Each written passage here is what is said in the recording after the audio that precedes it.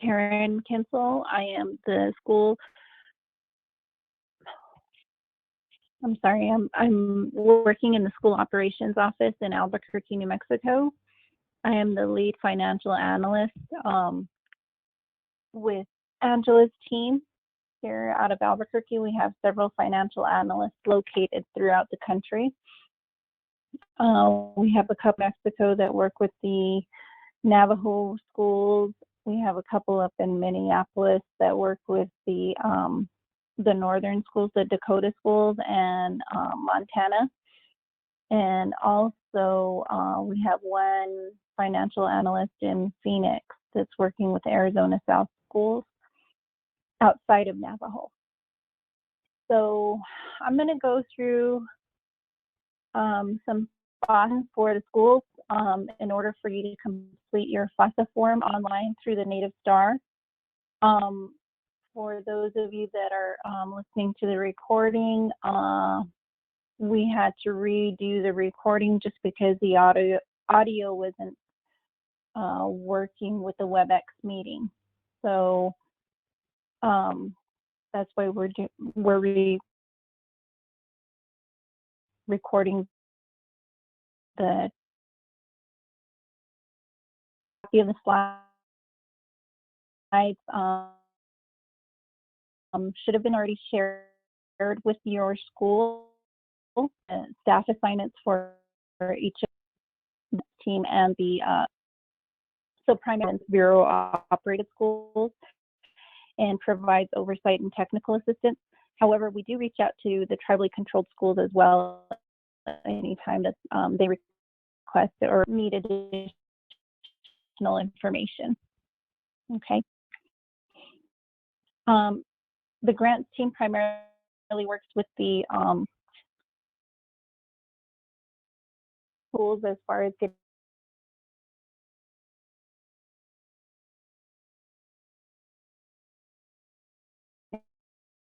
the distribution of their grant amendments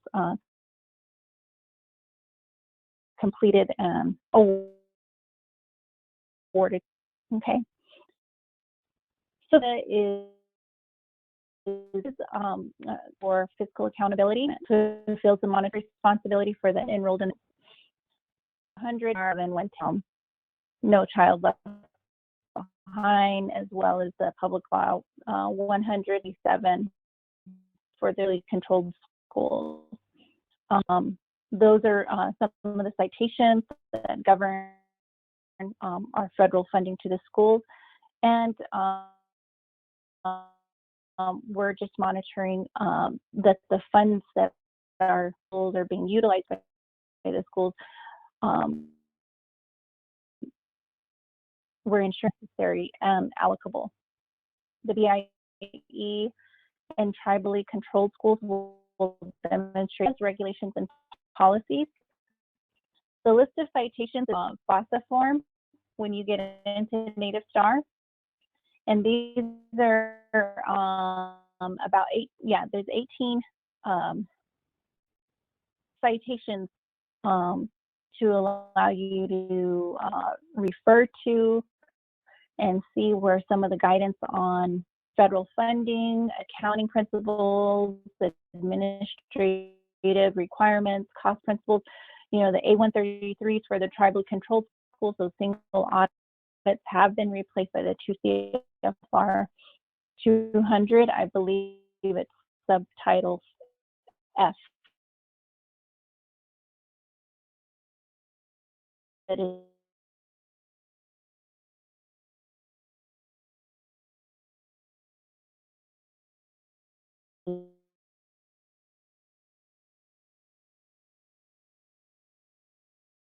now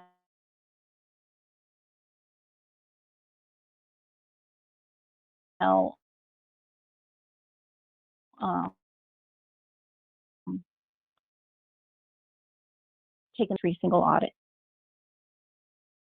Okay, so if you want some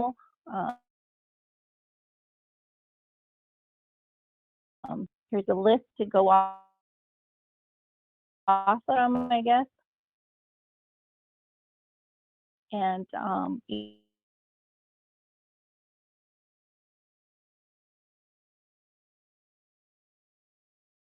each of these will provide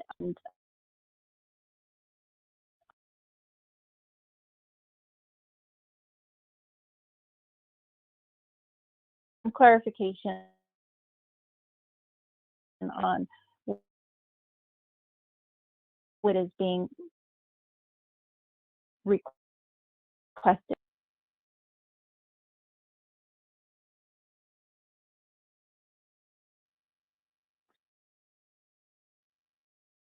And just an overview of some of CFR 200, which is a huge part of our FASA, is ensure and okay, federal funds part of, and creating compliance with federal statutes, regulations, and conditions of the federal fund distribution. You can do additional research on the purpose of how to use those funds. Transactions are executed in control statutes and regulations, again, with those CFDA numbers, and it really helps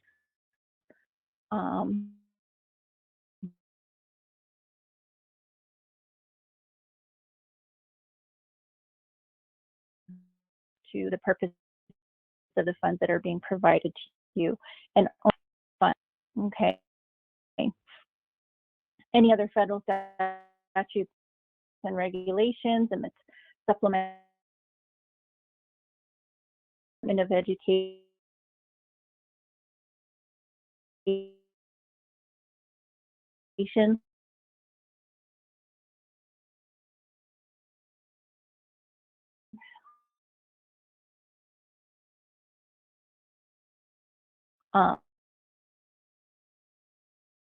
may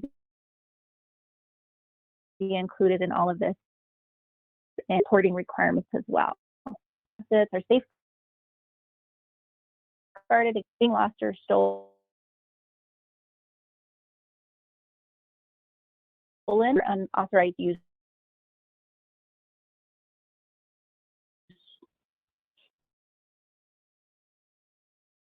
Accountability.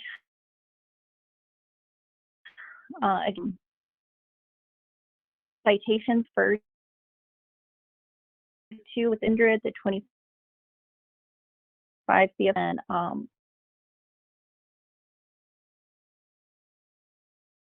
will probably be controlled schools to maintain their own identity. So we do go out and we have site visits, except here due to the pandemic and the travel restrictions.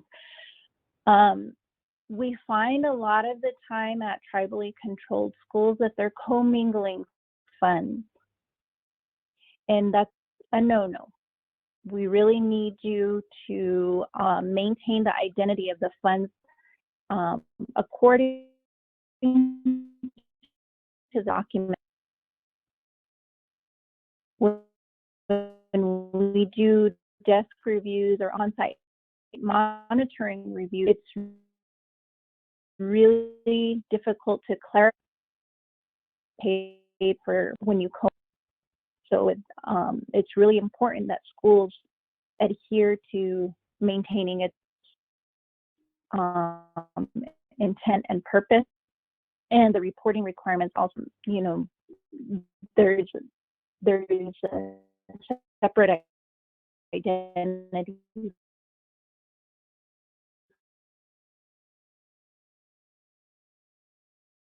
for each of those funds. Desk reviews. I did talk to this a little bit earlier. The Bureau the finance and school operations will, and we just start financial reviews and just going through all the Bureau operated schools right now and trying to get them done within the month of February. sometimes we roll over into March, depending on scheduling and availability for the schools to participate along with the ERCs and the program folks. On-site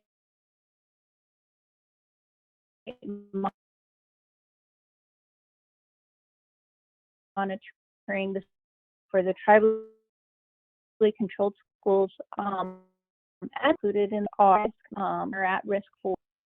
There's a huge risk matrix that the BIE puts together every year to determine the risk for waste, fraud, and abuse at a school.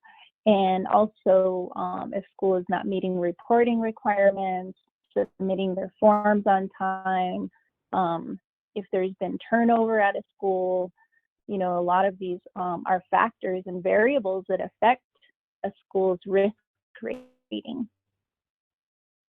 And go on site for the monitoring at the tribally controlled schools and the Bureau operated schools. It's usually that in a lot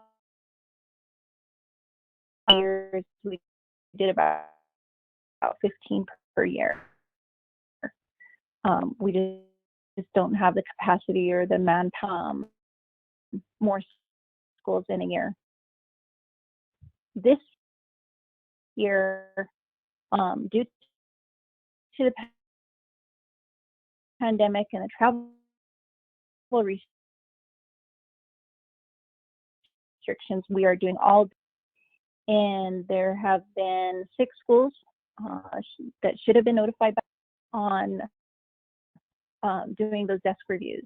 The BIE is going to be used, and we're going to be asking for samples, looking at records, so on and so forth. And we'll be working very closely with those schools on the factors that are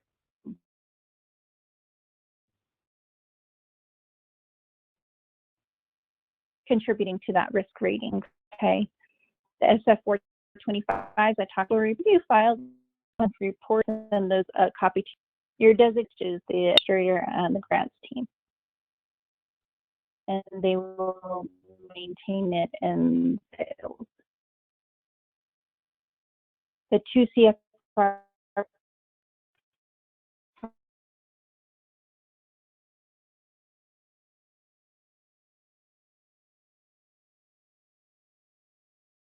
form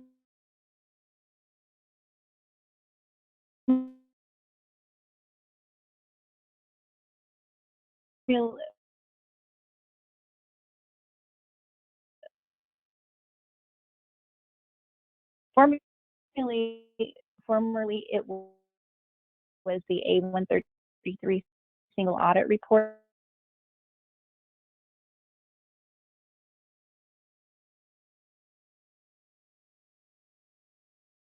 But the 200 section re-audit. Fiscal Accountability Self-Assessment, again, has to do with internal, the legal citation 123.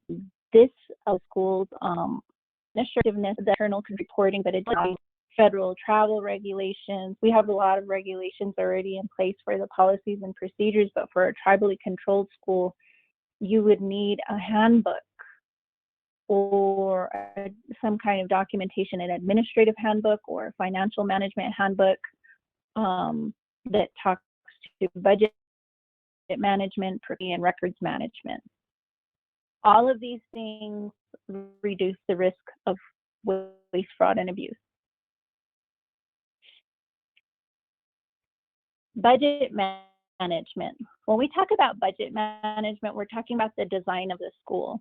What is the culture of the school? What does the school want to see happen within the next school year or school years thereafter?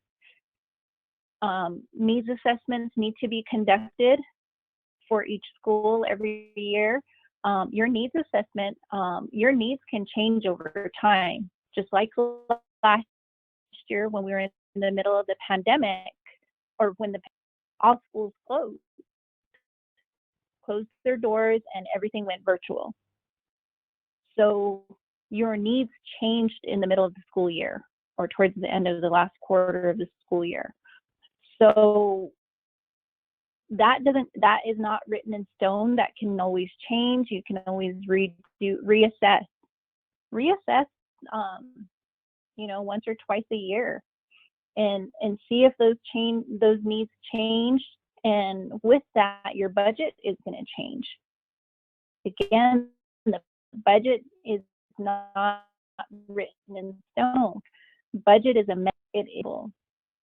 it's a living document. Okay. In your budget, you identify your expenses. What do you have every year? You have food contracts. You have ancillary services for those students with disabilities. You have utility contracts or utility service contracts. Those types of things you need to identify. You have labor costs, of course. Those are the things that are included in your expenses from year to year. You identify the revenue. And when you identify the revenue, for most schools, when we guide schools on, or we provide training with budgeting and completing an initial budget for the school year, we always say use the amount of money that you received last year. We can always amend it later. So your initial budget will include the revenue from last year, and you can kind of gauge if your expenses, your revenue, if that's the case, need to happen. Some shifting needs to happen. Discussions, and sometimes will have to occur with the leadership team.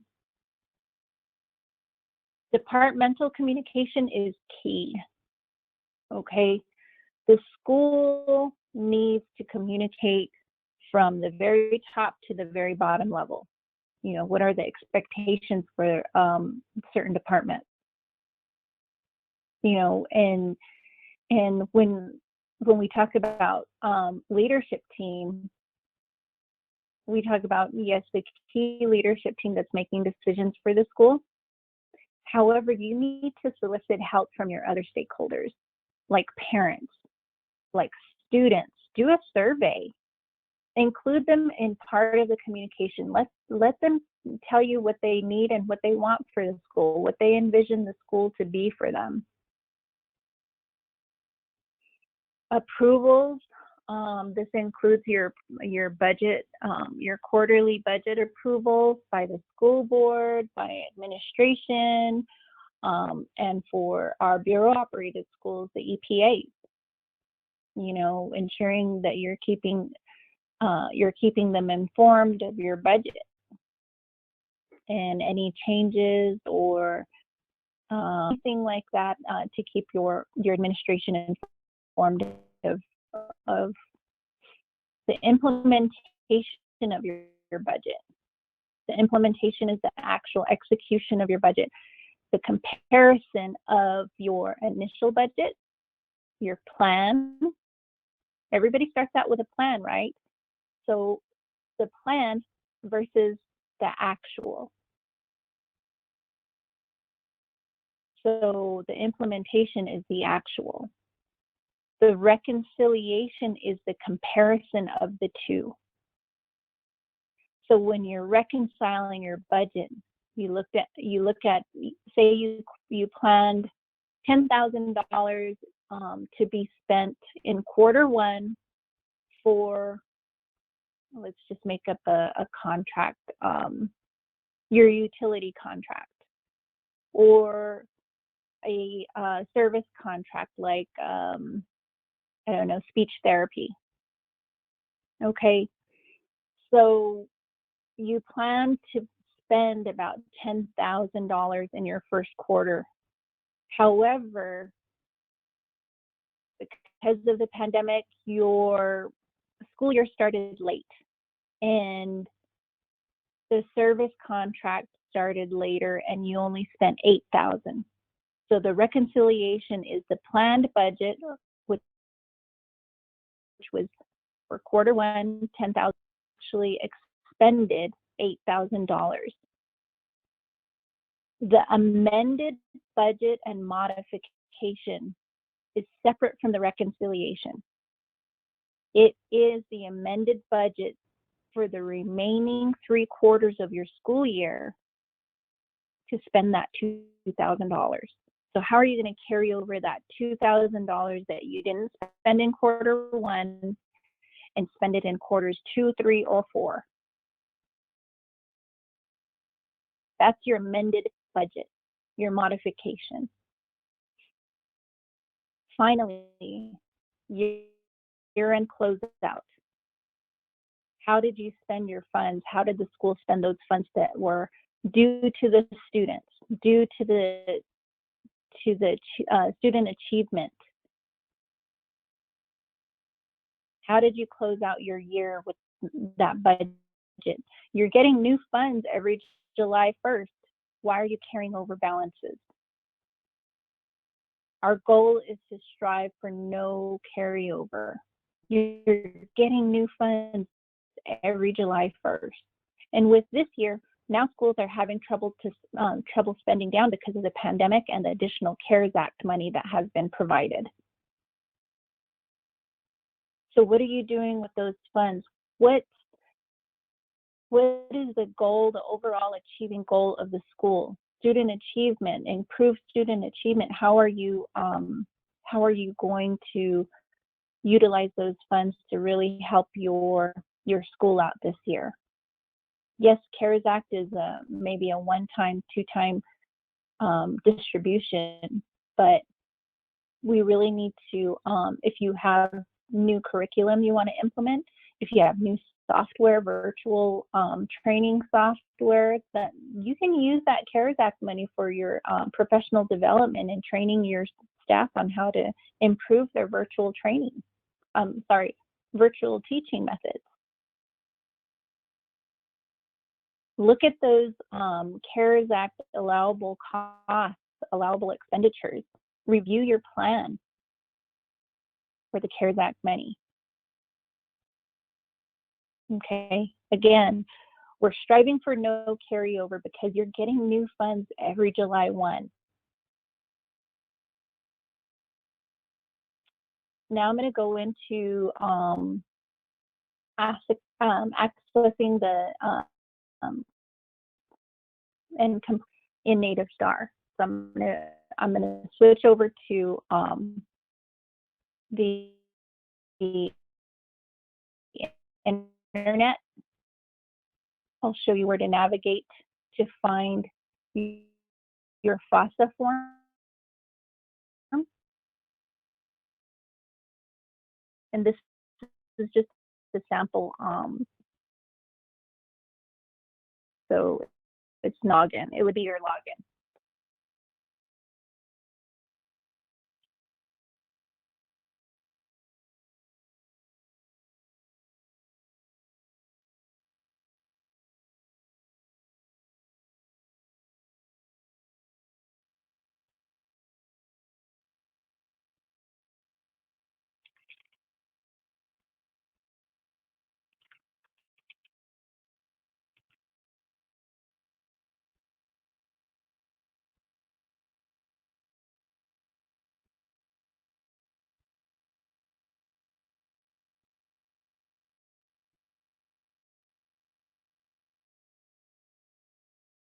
Here,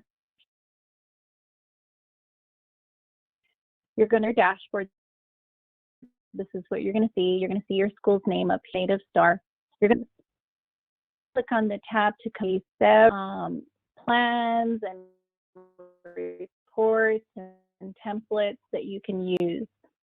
The Fiscal Accountability Self-Assessment is towards the bottom. I think we're like 8th or 9th from the bottom.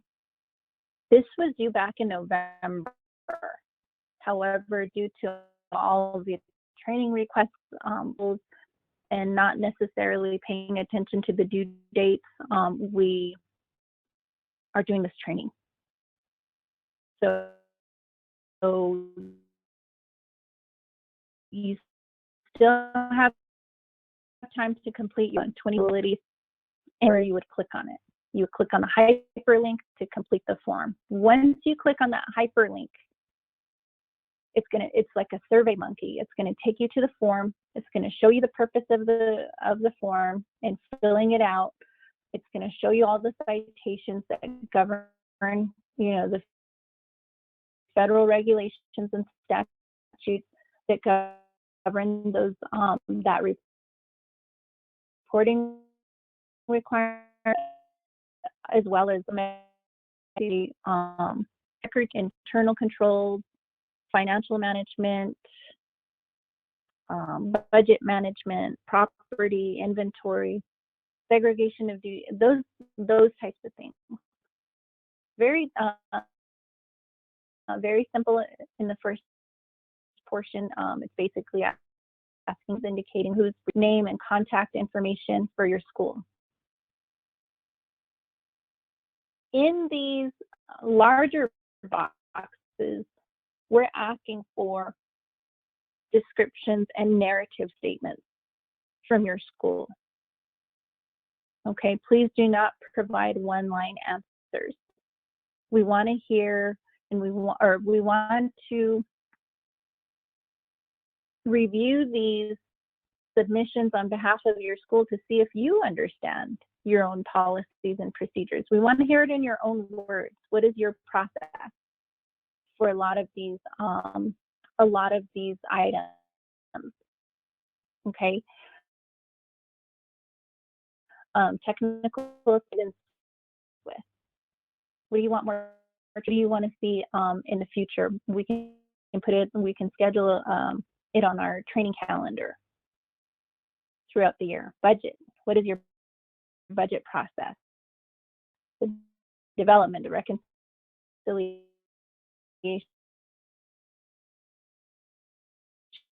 the amendment. How often does your school board meet? School board you don't, and that's, but really budget, yes or no. So be detailed in your explanations. Paint us a picture. Okay, that's what is a picture of how you see your school operating with these processes in place. I'm going to go back to the slides. So I tell you and I show you on the slides, there's some screenshots, and use the drop-down menu, the FASA form, and then how to complete the FASA. Okay, this is also part of your slides. Please do not use one-line statements to answer the narrative questions, such as see attached file. Like I said, we want the school, the folks that are preparing the form and filling out the form, is to ensure, the people that are completing it have a thorough understanding of their own school policies and procedures. It's best to identify those processes in your own words by providing a detailed description and/or lay out the steps for the readers to understand what you know. Paint us a picture. A school may have the best written policy and procedures handbook in place. However, the staff may not be truly executing the process as it's written. Are shortcuts being taken? Are we missing a step? You can have an impeccable, immaculate handbook, administrative handbook on site. But a lot of times, especially when we go on site, we identify risk factors. We identify shortcuts. We identify those types of things, and we just want to eliminate any risk factors at your school. We can provide you guidance. We can provide you templates. We can share information that other schools included in their handbooks, and maybe strengthen your policies and procedures handbooks. So I'm going to go back to a screenshot of how to. So under procurement section, and there's several questions on the FASA form. Just kind of take a look at them, review them before you start answering, because you may answer duplicate answers on some other questions. So just read through it first before you start filling it out, and that way you don't put the same answer twice. But on the procurement side, I have question number 4 asks, provide a detailed description of the school's accounts payable process. And I put a bad example here, big X, we won't accept this. Do not submit one-line responses. We want to hear your understanding of the process. Okay. Number 5, this is something that we would accept. How does the school ensure purchase orders, contracts for services are in place prior to ordering goods, materials, or services rendered? So an example that we have here is purchase requests for goods are submitted with detailed justification for use of program funds to the department head for approval. Once it's signed and approved, a requisition is prepared for the business office to certify that funds are available to process the order. Depending on the amount, and you may have this in your administrative handbook, the threshold, a charge card or a purchase order may be issued to finally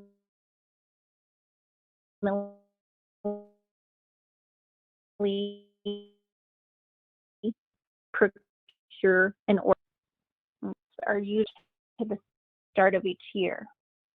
Contract work written by the school or the program coordinator identifying objectives, measurable outcomes, and period of performance dates. This is very key, and you're getting more than just FASA training here. Service contracts should always include a statement of work, and you may hear SOW or PWS. Statement of work, scope of work, or performance work statement. This should always be written by the school or the program coordinator that's ordering those services. We've seen all too many times that schools are accepting quotes from a vendor as a statement of work. So the vendor is telling the school what the school needs. That should not be the case ever. The school really needs to identify what other programs, they know their students better than anybody else. And in this case, we just want to ensure that the schools are not just taking or accepting what a vendor tells them. Contractors can self-certify. Contractors or vendors can self-certify that security clearances have been conducted prior to entering the school's campus. You know, this is liability purposes. You can include that in your statement of work. Okay. Depending on the amount, thresholds, again, an RFP, request for proposal review, request for quote will be solicited.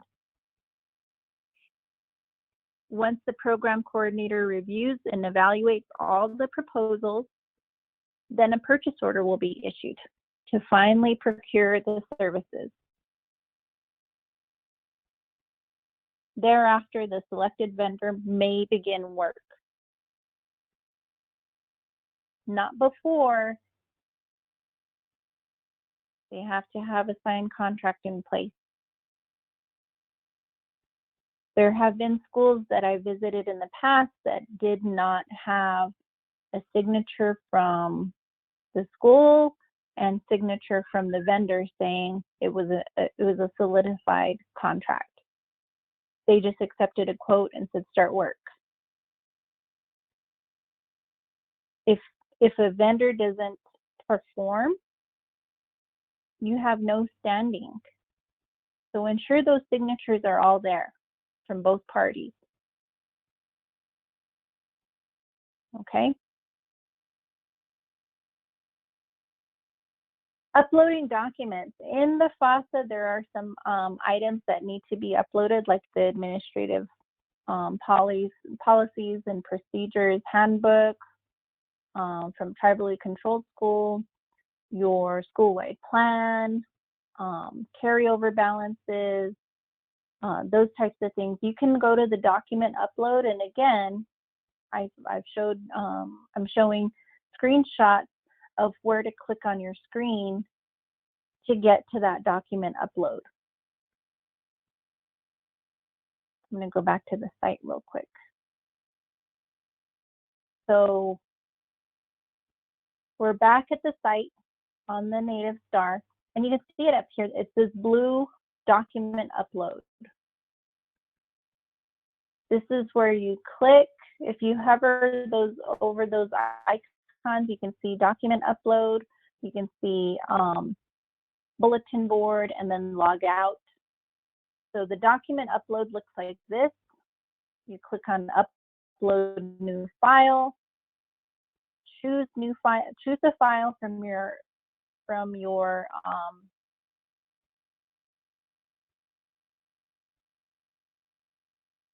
computer or your thumb drive. Once you select it, I'm just going to click anything right now. It's going to show the name of your file and the form that it's in. Is it a PDF? Is it an Excel document? Is it a Word document? It's going to show that here, the name of the file from your computer. You can retitle it and just put in there, for instance, administrative or financial management handbook.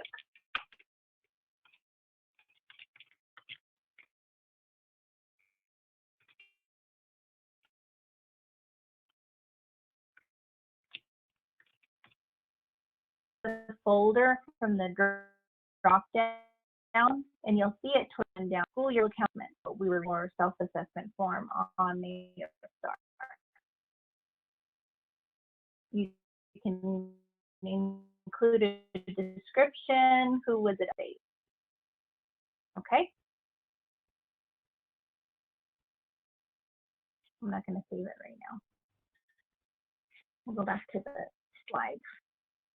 But there's the arrow pointing to where you need to click on the document upload. These are the steps. Click save. This is a screenshot of all the things you'll see change on your screen. And that's it.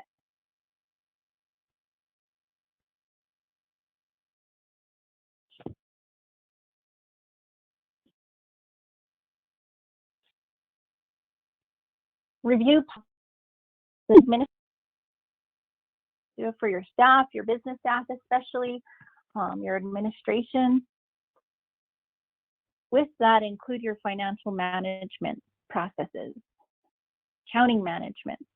When was the last time you reconciled? How often do you reconcile? Time and effort. This is your labor. Is everybody being charged to the correct program code? Look at your chart of accounts. Did you use your old money first? First in, first out. That is general, that's GAAP, general accounting procedures and principles, I'm sorry. Procurement. Your accounts payable, your accounts receivable, all of these things are included in your procurement. The processes. Did signatures get, have signatures been acquired? Inventory and asset management. Property. How often do you do your inventory? Do you do it at the beginning of the year and then again at the end of the year? Do you do it beginning of the year, Christmas Christmas break and then end of the year again? How often do you do your inventory?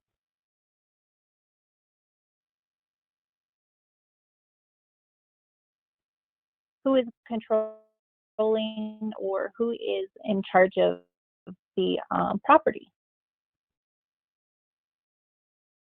Who's reviewing the capitalized assets?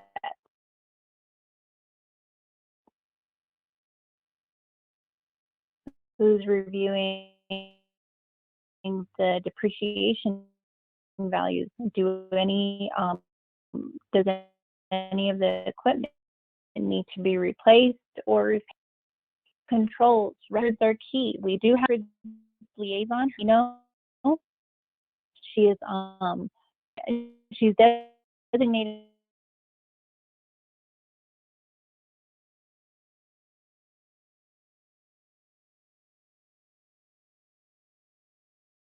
to work with BIE, but she is actually out of the office of church. GSDR with Bureau includes they're be paying for their materials ordered. There needs to be a separate person to be paying for the goods and services.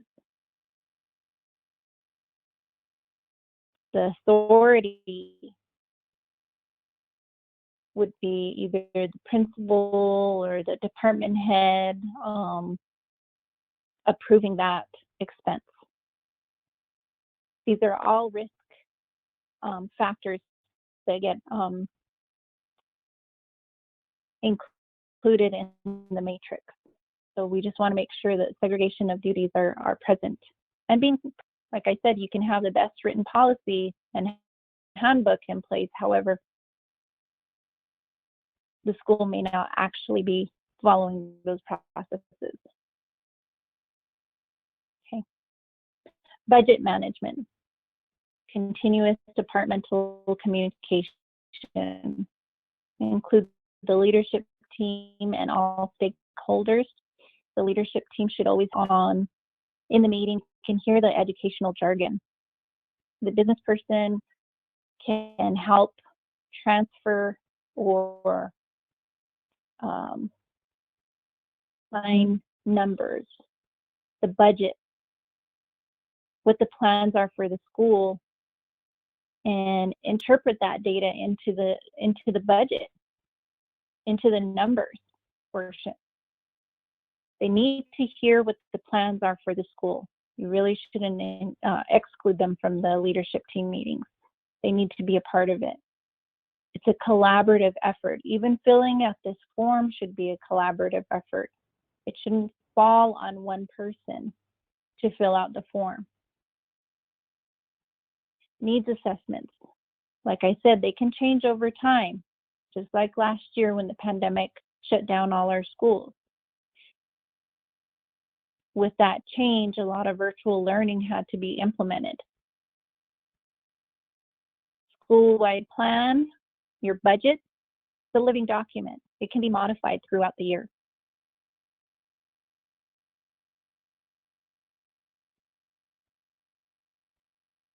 In closing, we're trying to build relationships. We're in this together. We're all federal stewards of the funds. Okay, we want to ensure that we're providing quality educational opportunities for our students.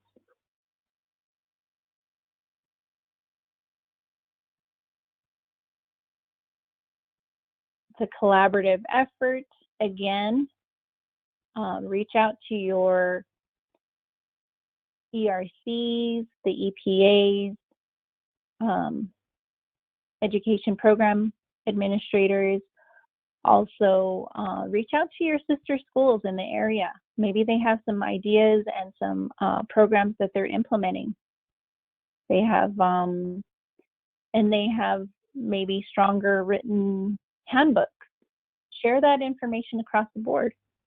There's nothing that says you can't reach out to your sister schools for additional help and technical assistance. With all the turnover that we have at the schools, from year to year. We change administrators, we change business staff, we change teaching staff. You know, there's always new people that we're and educate. We're here to help. Feel like you cannot reach out to any one of us for help. If we don't know, we'll find somebody that knows. Okay, we provide technical assistance during the reviews when we're on site, and we try to do an ongoing training schedule. Later on, I believe in February, we are planning facilities, operations, and maintenance training. So that invite will go out to all schools, not just Bureau operated. We'll share the information with the tribally controlled schools. We have a new BIE facility manager who will be conducting the training. We're working on the course descriptions and also the length of the training. We expect full participation. However, the sessions will be recorded if it is not available by your staff. Okay. Compliance. We want to keep you in compliance. It's the law. Monitoring the federal programs helps us ensure that children have a fair, equal, and significant opportunity to obtain a high-quality education. This is a collaborative partnership. We want to keep you out of trouble. We want to keep you from the high-risk assessment or factors, I'm sorry. We're not here to slap you on the wrist, and we're just here to help out of trouble, and we want to keep you in compliance. We don't want to see our schools fail. All right. The next few slides are just contact information. The finance team contacts work primarily with the Bureau operated schools. However, any questions or comments and require further information or technical reach out, like I said, if we don't know, and we'll point you in the right direction and get you to where you need to be. My contact information is I'm the third one here. My name is Karen. I'm the lead financial analyst, and I'm out of Albuquerque. You can call me on my work phone number. It is forwarded. So either way, I'll get your phone call. Leave me a message if I try to get back to you within 20. If I'm on a phone call, I may just send a text back saying I can't talk right now, but I will try to return your call and your email. So feel free. We do have different email addresses, the handles. At one time, we're going to convert back to BIE email addresses, but I prefer so I'll still get them. I just it's a lot quicker using the BIE network for me.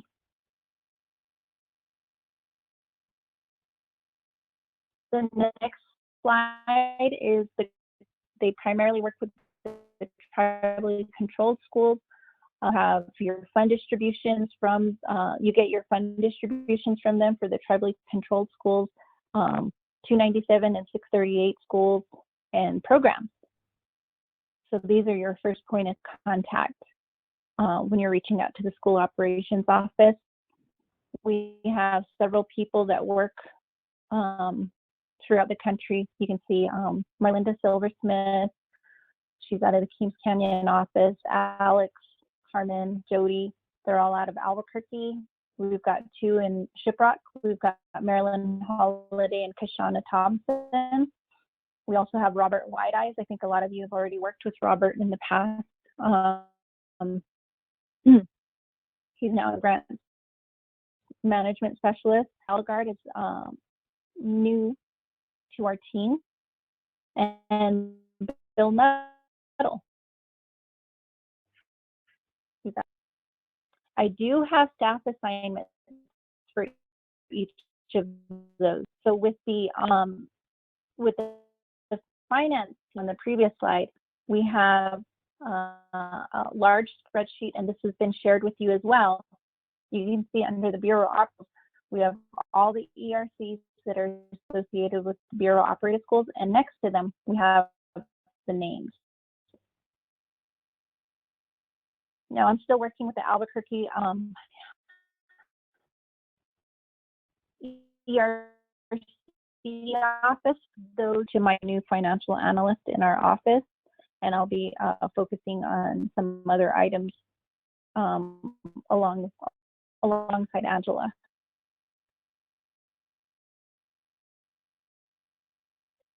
So we have some division folks that we'll be working with as well, conducting financial reviews for each of those programs as well. Okay. On the far right side, tribally controlled schools, like I said, particularly work closely with them. You know, the grants team is usually their first point of contact. However, we are assigned tribally controlled schools as well. And we can, again, provide some technical assistance, help with information you need from the guide. Okay. The other attachment is the staff assignments for the grants team. It has also been shared with you. We did lose one of our grants team, special grants management specialist. She just retired, so her workload has been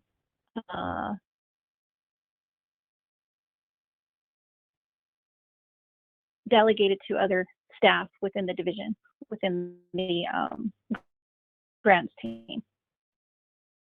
And you can check this for some of the northern schools. The middle is Jody LeCompte. Wanda is dealing with, it looks like, the North Dakota schools. Carmen is working with the South and Eastern state schools, with the New Mexico schools. Robert is working with South Dakota schools. Marlinda has Seattle and a couple of, it looks like, Dakota schools as well. Okay.